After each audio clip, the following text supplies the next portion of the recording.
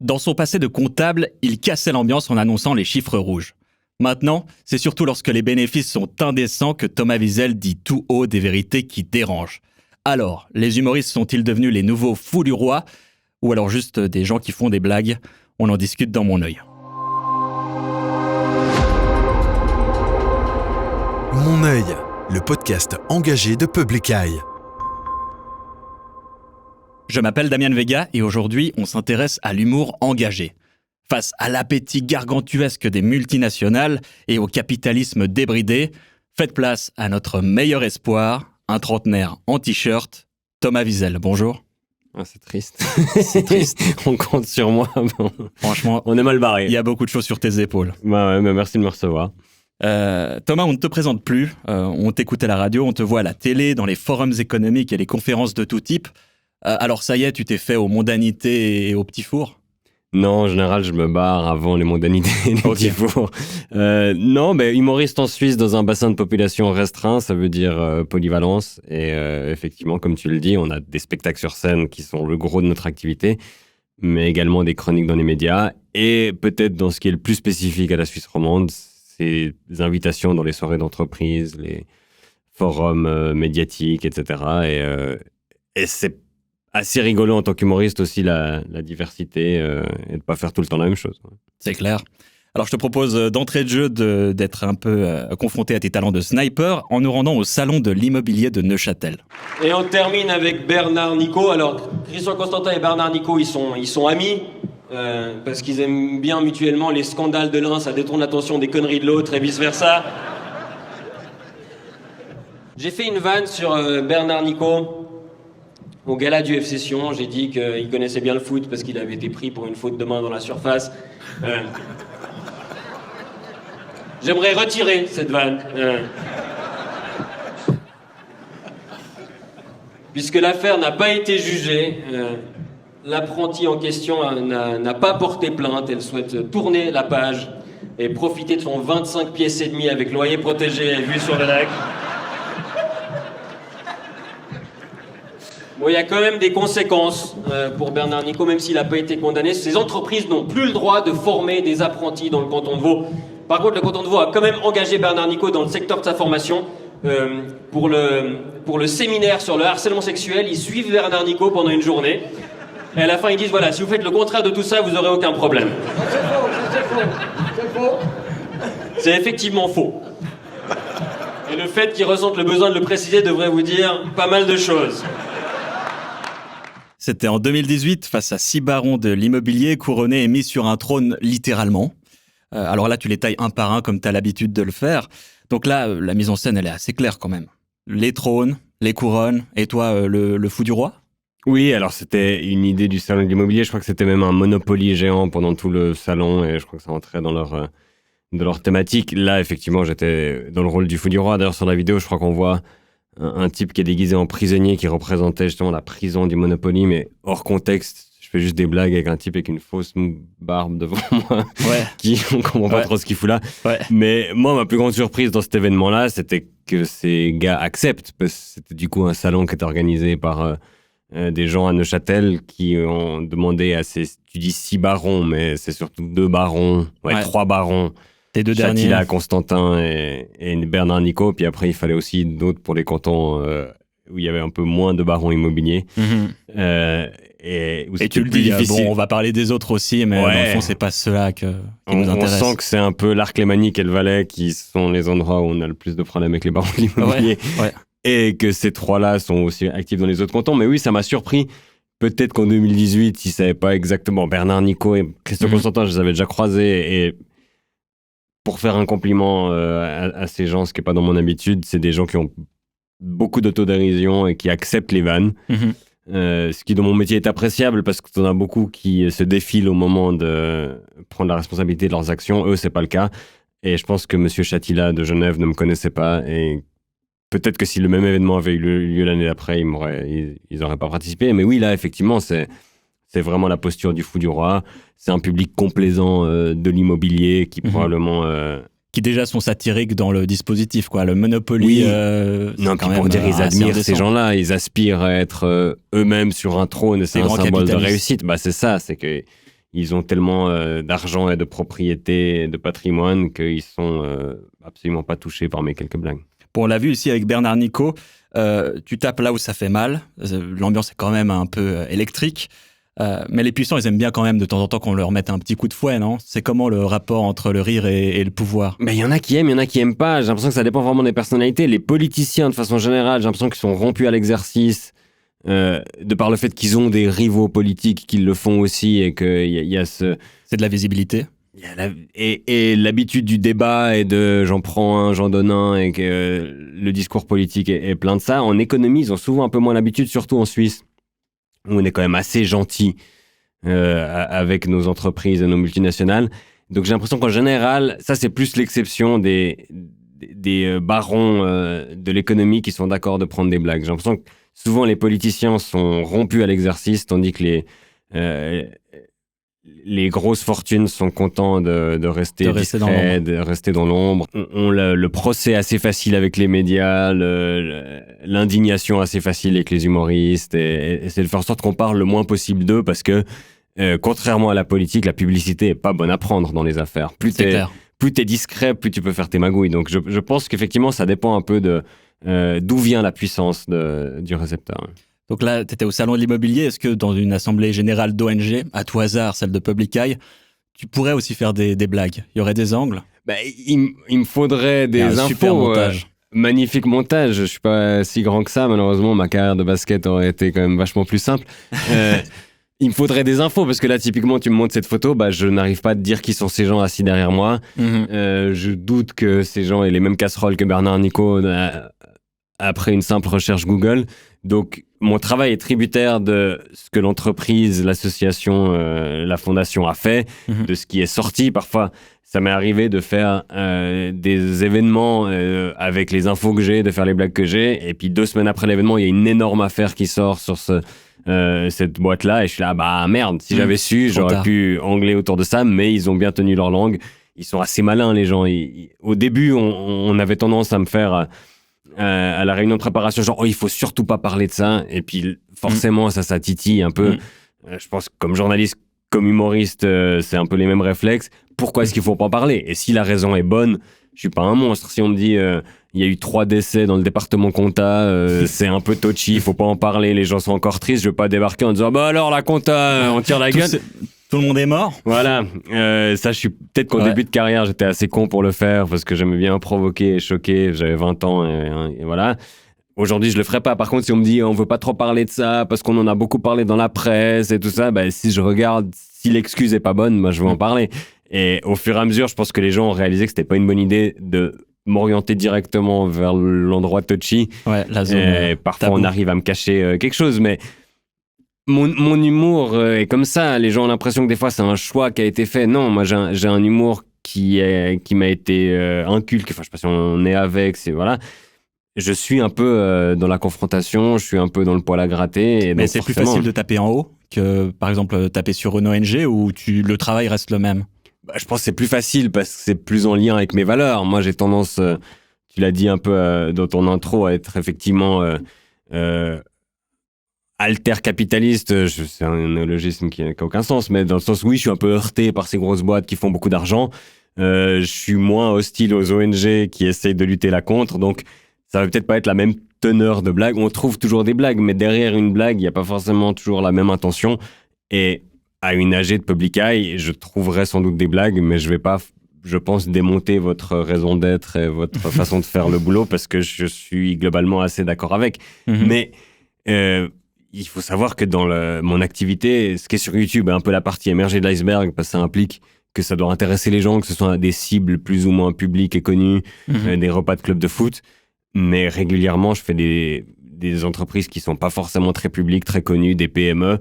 Je fais mon boulot quand même, je trouve des blagues sur le patron, sur la DRH, sur des gens qui sont pas des personnalités publiques, dans le but de faire rire les collaborateurs, les collaboratrices. Et il n'y a pas de mauvais esprit derrière, c'est pas militant, et c'est des blagues quand même. Donc mon job est de faire rire. Et parfois, en même temps que je fais rire, j'arrive à faire passer une ou deux de mes opinions.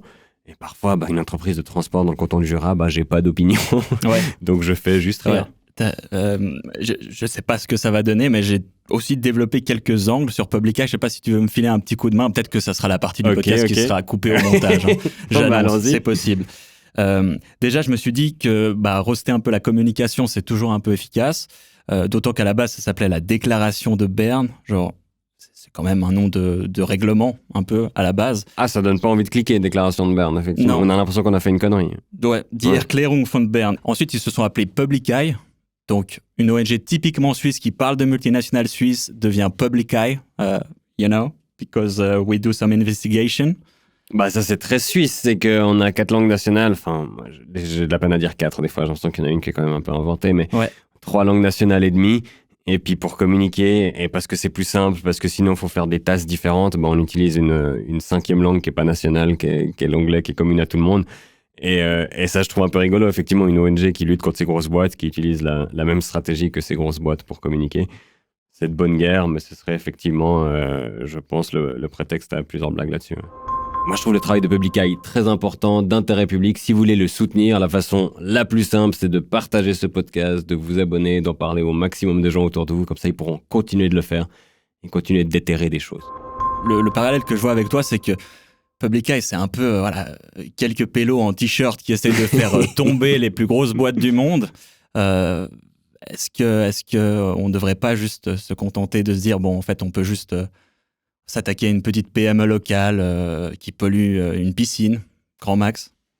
Est-ce que la PME locale qui pollue une piscine a un impact national? Si c'est le cas, pourquoi pas. Mais je pense que Publicae a un peu le truc de Don Quichotte, effectivement, de lutter contre des mastodontes avec les moyens du bord. Mais que on le voit récemment avec Nestlé qui... Alors, on va s'en sortir tout à fait sans doute, mais qui vacille un peu, qui doit changer de dirigeant suite à des scandales dont un a été révélé par Publicae. Des fois, c'est quelques pélos en t-shirt qui arrivent à mettre le doigt là où ça fait mal, et ensuite, d'autres pélos en t-shirt dans d'autres endroits prennent le relais, et mine de rien, la pression populaire est, je pense, un des seuls outils pour lutter la contre, parce que la pression populaire, c'est ensuite, après une pression forcément... des marchés où ils essayent de faire de l'argent, et dès que ça touche à leur bilan, c'est là qu'on voit que quand l'action baisse, c'est tout de suite la panique, et puis il faut changer quelques têtes, et puis remplacer un Marc par un Laurent, et des choses comme ça. Et je pense que Publicae et d'autres sont les étincelles, parce que quand tu fais un peu de finance, on dit toujours qu'il peut y avoir des événements extérieurs, des informations qui influent le cours des actions. Et je trouve qu'il devrait y en avoir plus souvent, et que des gens comme Publicae, pour moi, Publicae, c'est l'idée de la loupe, quoi. C'est genre, on va grossir l'endroit où on voulait surtout pas nous montrer, puis on va le grossir jusqu'à que ça fasse mal. Et dans ce cas-là, je trouve que le nom est relativement bien trouvé, même si je pense que vous souffrez d'un déficit de notoriété quand même. Je suis pas sûr que si je sors de ce studio et je dis à mes potes, j'ai fait le podcast de Publicae, et on me dit j'adore Publicae. Il faut être dans un milieu déjà un peu averti, de gens engagés, quoi. Oui, alors si je vais à une réunion Alternativa et je parle de Publicae, je pense que il y a plus de gens qui connaissent, mais ce que je veux dire, c'est qu'il y a une vraie vertu à l'œil public, c'est-à-dire que des fois que les choses soient aérées et montrées en public permet que les gens décident pour eux-mêmes est-ce que c'est un scandale ou pas. Est-ce que ça vous choque que Nestlé fout du sucre dans la bouffe pour bébés dans les pays pauvres? Le public peut décider si oui, ça les choque, on va faire réagir Nestlé, sinon ça les choque pas, business as usual. Et je pense que régulièrement, Publicae doit peut-être sortir des trucs où ils pensent que c'est une bombe nucléaire, et puis il s'avère que parfois le grand public n'a pas forcément la réaction qu'on espère ou qu'on attendait, et puis décide que non, oui, on sait depuis longtemps maintenant que nos gadgets électroniques sont fabriqués dans des mauvaises conditions. On n'a pas réussi à modifier nos habitudes d'achat pour autant. Donc c'est un peu... c'est pas une science exacte, quoi, mais je pense que le maximum d'affaires qu'on peut faire sortir, et dans ce processus-là, les humoristes, on a parfois aussi le rôle de faire sortir les choses de la sphère informationnelle sérieuse, et tu l'as dit avant, l'amener dans des chroniques d'humour, l'amener sur scène, l'amener peut-être à des endroits où les gens ont les oreilles un peu plus grandes ouvertes. Un rôle de vulgarisateur, vulgarisatrice. Exactement, d'amplificateur, de vulgarisateur, reformulateur. Simplement, des fois, il suffit de... nous, on peut dire des choses qu'un journaliste avec une charte de déontologie peut pas forcément dire. Et nous, on peut le reformuler de façon peut-être un peu plus punchy en prenant 2-3 raccourcis de mauvaise foi. Et c'est peut-être ça qui va faire toucher à la cible. Donc, je pense que c'est vraiment un combat un peu où on a besoin de toutes les forces et que parfois, les humoristes, on est contents. Ouais. Et tu peux toujours dire « je suis humoriste ». Ensuite, après, tu peux dire « je suis humoriste ». Ça marche toujours assez bien. Même quand on fait des vraies conneries où ça devrait pas marcher. Je trouve que la défense « je suis humoriste » est toujours assez facile. Et après, ce qu'il faut dire aussi, en étant très honnête, c'est assez bien vu dans la société d'aujourd'hui d'être un humoriste avec des valeurs. Je sais pas si ça a toujours été le cas. Moi, j'ai 35 ans, donc j'ai pas l'expérience d'avoir fait ce métier dans des décennies différentes de celles de maintenant. Mais un humoriste engagé, il y a des gens qui détestent forcément, pour qui c'est pas le rôle d'un humoriste, mais c'est bien respecté. Et c'est gratifiant et c'est cool de s'associer à des combats et d'avoir l'impression justement que nos blagues ne font pas juste remplir notre compte en banque, mais peuvent faire avancer une cause. Donc moi, à titre personnel, j'y trouve aussi de la satisfaction et c'est pas totalement altruiste et dénué d'intérêt quand je le fais, parce que je sais que c'est à la fois utile pour la société et à la fois bien pour moi et en cohérence avec mes valeurs. Donc pour moi, c'est win-win. Et c'est peut-être parfois ce qu'on me reproche aussi, c'est il fait ça pour faire parler de lui. Puis si je fais parler de moi, ça fait remplir mes salles, ça fait parler de la thématique en question. Enfin, je veux dire, pourquoi est-ce qu'il faudrait justement se cacher ou je pense que l'attention publique est vraiment une denrée qui bénéficie à tout le monde. Ça, c'est super intéressant, je trouve, comme propos. Toi, tu te considères comme un humoriste engagé ? Je crois, oui. Je crois que... Est-ce qu'on peut pas juste faire rire pour faire rire ? Tu le fais encore ? Tu peux tout à fait. Et c'est pas un jugement de ma part. J'ai des potes humoristes qui peut-être n'ont pas de valeur dans l'exercice de leur travail. Ils en ont plein dans leur vie privée, dans leur choix personnel. Mais leur humour à eux est absurde et peut-être éloigné de leur personne parce que c'est un personnage. Et je trouve ça tout à fait OK aussi. Je trouve que c'est même bien qu'il y ait pas mal de diversité et qu'il n'y ait pas tous les humoristes qui soient des donneurs de leçons comme moi, parce que ce serait peut-être un peu épuisant. Mais de nouveau, on ne choisit pas son humour. Le mien est celui-ci. Je trouve super que ça marche. Et je me considère comme humoriste engagé. Je parle d'actualité, de sujets de société dans mes spectacles, dans mes chroniques. Et sur ces sujets de société, il s'avère que j'ai un avis et que je le donne, sans vouloir forcément que tout le public soit d'accord avec moi. Ce serait un peu chiant aussi. Après, c'est une secte. Si tu parles devant une salle où tout le monde a le même avis que toi déjà avant que tu ouvres la bouche, c'est moins intéressant. Mais oui, je considère que je suis engagé. Alors, des fois, on me dit humoriste politique. Moi, je suis pas candidat politique, je suis pas membre d'un parti politique, je suis rarement actif dans des campagnes politiques. Mais je considère que vivre et donner son avis sur des sujets comme l'écologie, comme le partage des richesses, comme toutes ces choses-là, la responsabilité des entreprises, c'est déjà de la politique, quoi. C'est des sujets souvent assez complexes, dérèglement climatique, inégalité, guerre. T'abordes ces sujets, t'as une méthode pour t'informer, pour te renseigner ? Des fois, c'est justement de zoomer un peu et d'aller chercher un élément drôle dans un truc tragique. Il y a parfois un petit truc qui nous fait marrer, il y a parfois une petite polémique qui a été amusante, et avec ce détail, on peut parfois un peu généraliser. Le réchauffement climatique, c'est très dur d'en parler. Médiatiquement, tout le monde le sait, les journalistes galèrent à trouver une façon de parler dans un JT qui doit traiter de l'actu chaude, d'un processus qui dure depuis des décennies, qui va en durer encore. Mais typiquement, quand on a des grands-mères en Suisse qui portent plainte à la Cour européenne des droits de l'homme à Strasbourg et qui gagnent, là, tout d'un coup, on a un petit événement dans cette grande aventure de la lutte contre le réchauffement climatique qui est intéressant. C'est rigolo, c'est des grands-mères, c'est rigolo, elles ont gagné. Donc, des fois, c'est simplement se focaliser sur un truc et développer des blagues autour d'un événement peut-être plus petit que la grande thématique pour parler de la grande thématique. Et c'est pareil, malheureusement, quand on a d'autres trucs tragiques, comme tu l'as dit, des guerres, des attentats, des catastrophes.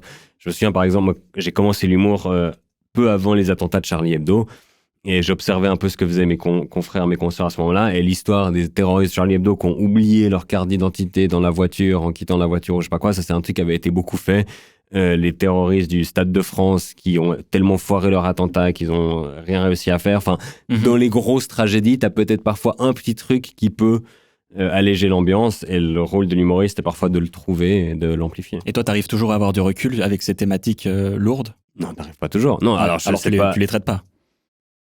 T'essayes de, en tout cas, pas mettre les pieds dans le plat ou être là. Là, j'ai pas trouvé l'angle drôle, mais je vais y aller quand même. Et peut-être qu'il y aura un miracle. Je pense que la sagesse et l'expérience du job, c'est de se dire, justement, j'ai pas réussi à trouver de recul, j'ai pas réussi à trouver un bon angle, je ne traite pas de cette thématique et c'est pas grave. On n'a pas une obligation de traiter chaque humoriste de chaque thématique, même si on est des humoristes d'actualité.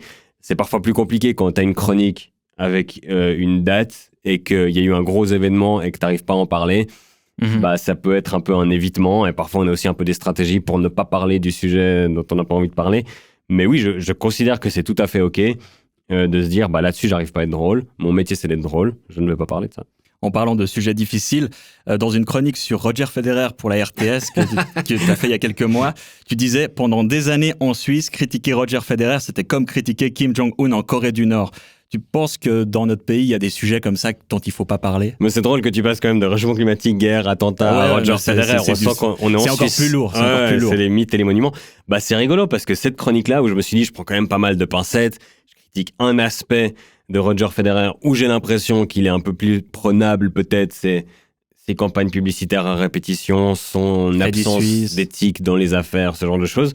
Je me suis dit, là, pas tout le monde va être d'accord, mais c'est pas non plus un pavé dans la mare et une polémique incroyable. Et mine de rien, il y a eu un mini shitstorm avec des centaines de commentaires et les gens n'ont pas envie qu'on touche à l'idole, n'ont pas envie qu'on salisse la personne avec qui ils ont passé tellement de dimanches. Et de façon assez surprenante, cette chronique qui était peut-être une de mes moins engagées de ces derniers temps et une de celles qui a eu le plus d'écho, pour laquelle j'ai reçu le plus de...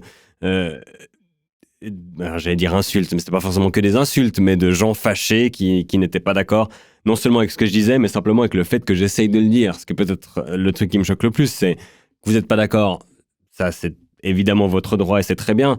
Mais tolérer le fait que c'est une opinion qui existe. Il y a des gens qui en ont marre des pubs de Roger Federer et qui pensent que un si grand monsieur aussi connu dans le monde pourrait faire mieux que vendre des baskets.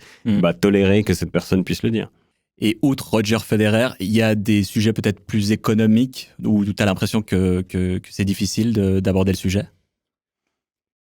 J'ai l'impression qu'il y a une tendance maintenant à vouloir que quand tu dénonces un sujet, quand tu es le messager de quelque chose, on souhaite que tu sois parfait et que tu sois inattaquable. Et on voit parfois des gens porter un message assez fort, dire quelque chose, et puis se prendre une volée de « Ah t'as un iPhone, t'as une voiture, voilà une photo de toi dans l'avion », enfin ce genre de choses.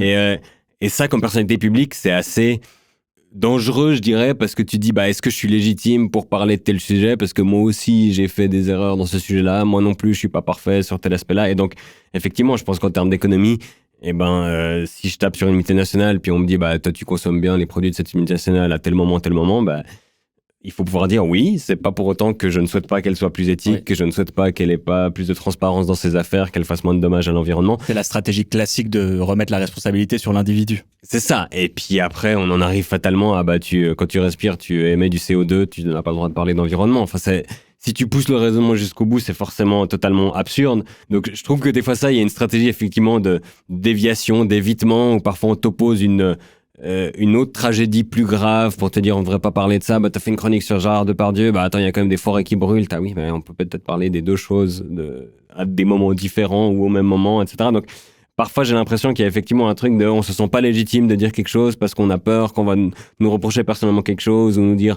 on n'a pas parlé de ça. Les humoristes, on a beaucoup vécu ça ces derniers mois, où dès qu'on parlait de quelque chose, il y avait une frange de commentaires qui nous disait parle de la Palestine plutôt.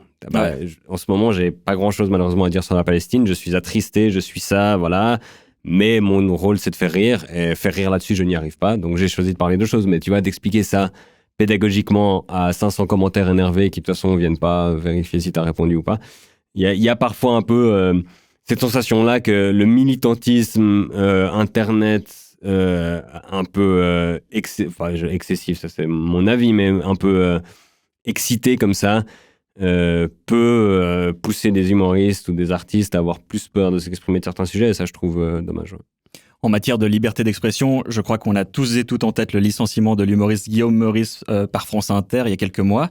En Suisse, le contexte médiatique est différent, plus ou moins désastreux aussi, on l'a vu avec les licenciements de Tamedia tout récent. Mais on t'a déjà demandé d'arrondir les angles de ce que tu disais, de tes chroniques ? Non, j'ai pas de souvenir qu'on m'ait dit ça, il faut pas en parler, ou cette blague, il faut pas la faire. Parfois, quand tu as des émissions avec des rédacteurs en chef, ce qui est rarement le cas dans les médias suisses pour des raisons de budget simplement, mais en France, quand tu travailles à France Inter, quand tu travailles dans des émissions de télévision, il y a quelqu'un qui est chargé de rassembler toutes les chroniques, de vérifier que les différents humoristes ne parlent pas des mêmes choses, ne font pas les mêmes blagues. Et son job est également de discuter parfois, est-ce que cette blague-là n'est pas gratuite? Est-ce que cette blague-là n'est pas basée sur une approximation factuelle, ce genre de choses? Et dans ces discussions-là, effectivement, tu peux modifier une chronique, améliorer. Je me souviens que, par exemple, à l'époque où je travaillais chez Quotidien, qui remonte à 2016 ou 2017, il y avait déjà la petite guéguerre avec Cyril Hanouna. Et que Quotidien essayait d'éviter au maximum d'alimenter ça et d'en parler. Donc, s'il m'arrivait parfois pour une blague facile de prendre « Touche pas à mon poste » ou Cyril Hanouna comme punchline, il me disait « Ça nous arrangerait si tu parlais de quelqu'un d'autre parce qu'on n'a pas envie de mettre une pièce dans la machine. » Et la raison me paraissait valable et donc j'essaie de trouver une autre blague. Ça, c'est le genre d'exemple qu'on puisse avoir. Mais sinon, de dire « Va pas sur ce sujet », ça, je crois que c'est un peu un mythe. Je sais que, par exemple, les 2 fois récentes où j'ai fait une chronique sur le conflit au Proche-Orient, à la RTS, j'ai averti l'émission quelques jours avant, quand je savais que c'était mon sujet, pour qu'ils puissent se préparer, parce qu'on sait que c'est peut-être un sujet qui va susciter beaucoup de réactions. Mais personne n'a essayé de me dissuader d'en parler. Les seules règles légales qu'on a en Suisse, c'est par rapport aux votations. Alors, on vote tous les 3 jours, donc c'est quand même assez impactant.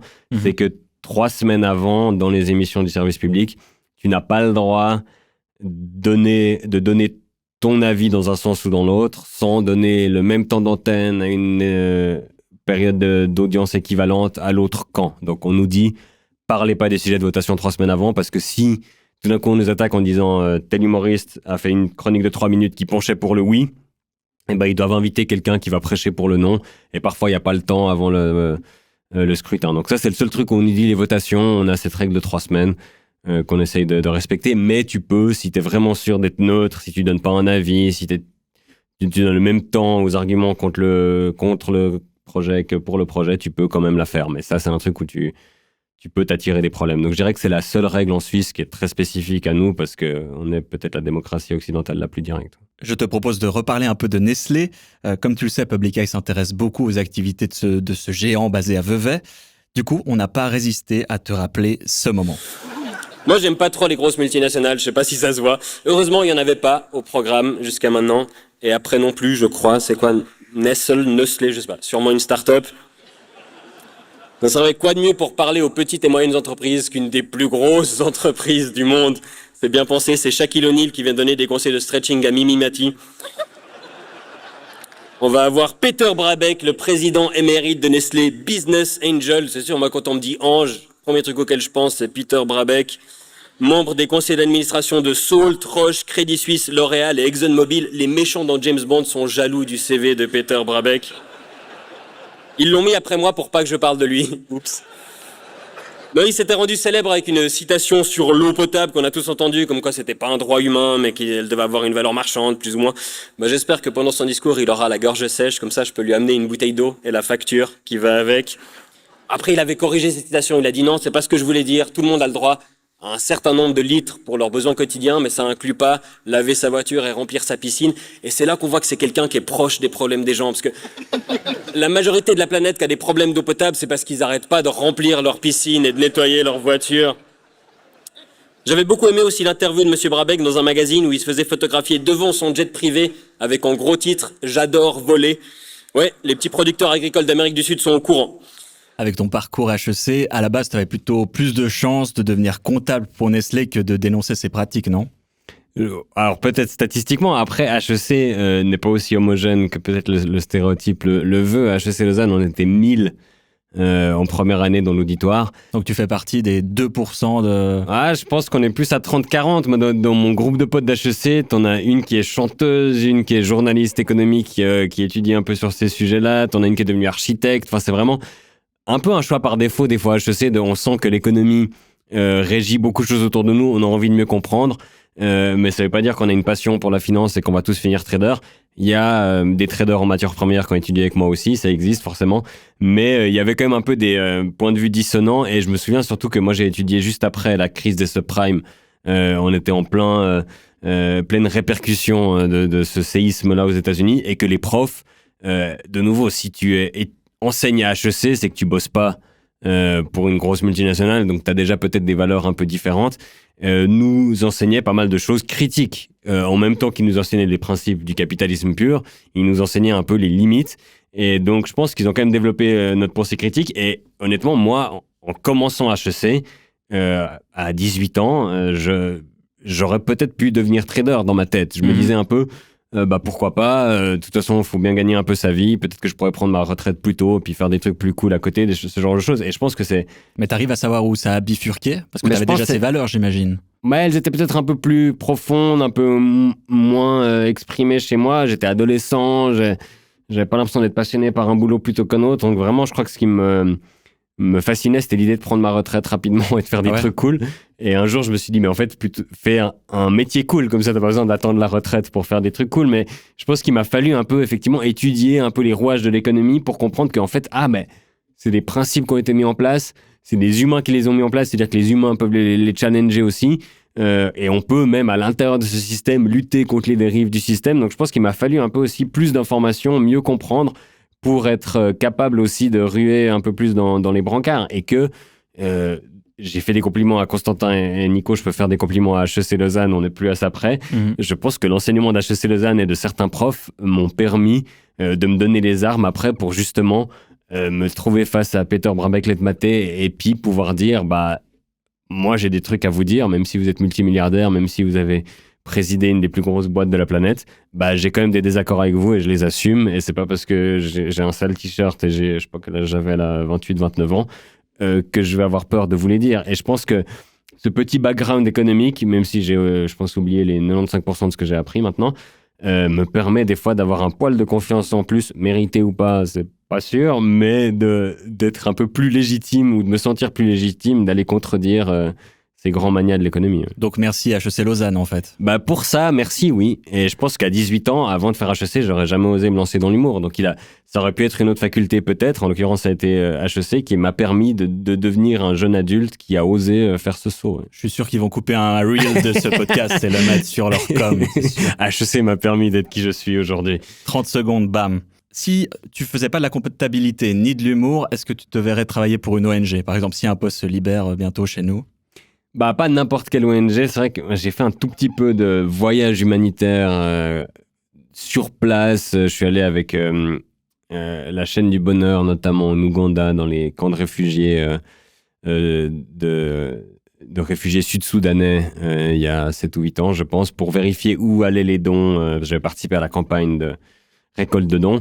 Et j'ai vu que les projets humanitaires sur place, c'était peut-être pas là où je me sentais le plus utile, le meilleur, et qu'il y a pas mal de débats sur la meilleure façon entre l'aide au développement, l'aide d'urgence, toutes ces choses-là. J'ai fait aussi, quand j'étais au gymnase, un voyage humanitaire au Vietnam. On a aidé à construire un pont dans une région où les enfants devaient traverser des fleuves pour aller à l'école et c'était dangereux. Et tout ça m'a... Parce que c'était une voie que j'envisageais avant, et tout ça m'a fait comprendre que j'étais pas fait pour ça et que j'avais trop de choses dans ma personnalité qui n'étaient pas compatibles. Et il y avait aussi... je voyais les types qui étaient là-dedans depuis des années avoir une espèce de... Je vais faire un peu de la psychiatrie de bas étage, mais d'addiction à l'adrénaline qui faisait que c'était difficile pour eux de reprendre une vie normale entre les missions et qu'il fallait qu'ils soient sur les champs de bataille tout le temps. Et ça, je pense que je suis l'opposé du spectre de cette personnalité-là. Mais j'ai aussi des amis qui bossent dans des ONG un peu plus effectivement similaires à Public Eye, qui essaient de faire des actions d'information, des actions de ce genre de choses. Et ça, c'est un truc que je me verrais faire. Mais pour répondre à ta question de la façon la plus honnête possible, si j'étais ni comptable ni humoriste, je pense que j'aurais travaillé avec des enfants. Ah ouais? Ouais. Dans un jardin d'enfants? Oui, pas dans une mine, je pense. Oui, travailler dans l'encadrement des enfants, des activités avec eux. J'ai toujours eu beaucoup de fascination pour les gamins et un plaisir à être avec eux. Donc ça aurait peut-être été un truc que je me serais vu faire. Et peut-être que je le ferais après une shitstorm qui me force à ne plus être humoriste. On ne te le souhaite pas. Vu qu'on va pas terminer sur le travail des enfants dans des mines, est-ce que tu as des projets sur le feu, engagés ou non? J'ai un projet de faire un spectacle... de récap d'actu de l'année 2024 qui se jouera en fin d'année à Lausanne, au bord du lac, dans un pavillon qu'on monte pour l'occasion et qui s'appelle le pavillon Naftul, en hommage à mon ancien manager Pierre Naftul, qui a beaucoup fait pour l'humour suisse. Et là-dedans, va se jouer la revue de Lausanne qui avait lieu au terreau dans une église qui est en travaux maintenant. Donc, on a monté cette scène pour ça. Et moi, mon spectacle, ce sera effectivement prendre un peu les gros événements de l'année écoulée. On a parlé de la Cour européenne des droits de l'homme qui condamne la Suisse, peut-être le sommet du Bürgerstock, les JO, les élections américaines, le bordel politique en France, tous ces trucs-là. Et d'essayer un peu de débriefer, d'analyser, de vanner les uns les unes et les autres. Et puis, je sais pas encore, parce que j'ai pas terminé d'écrire, mais d'arriver à une conclusion sur est-ce que c'était une bonne année ou pas. Et on mettra bien sûr tous les liens nécessaires en description de cette vidéo lorsque ça sortira. Merci beaucoup Thomas Wiesel d'être venu. Avec plaisir, merci beaucoup. Et merci à vous pour votre écoute. Comme d'habitude, si l'épisode vous a plu, abonnez-vous, partagez-le à un maximum de gens autour de vous. C'était Mon œil, le podcast engagé de Public Eye qui regarde là où les multinationales voudraient qu'on détourne leur regard. À bientôt. Mon œil, le podcast engagé de Public Eye.